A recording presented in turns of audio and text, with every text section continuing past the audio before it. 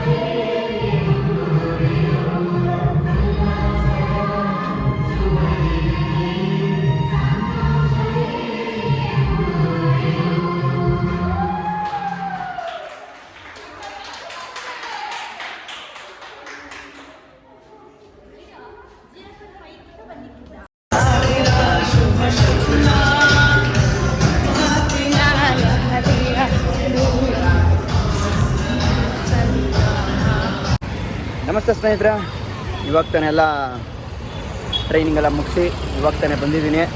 Postage gym ಹತ್ರ ಇದ್ದೀನಿ. ಈ ವಿಡಿಯೋ ಯಾರ್ಯಾರಿಗೆ ಇಷ್ಟ ಆಗಿದೆಯೋ ಪ್ಲೀಸ್ ಶೇರ್ ಮಾಡಿ, ಲೈಕ್ ಮಾಡಿ, ಹಾಗೆ ನಮ್ಮ ಚಾನಲ್ನ ಸಬ್ಸ್ಕ್ರೈಬ್ ಮಾಡಿ. ಓಕೆ, ಬಾಯ್ ಟಾಟಾ.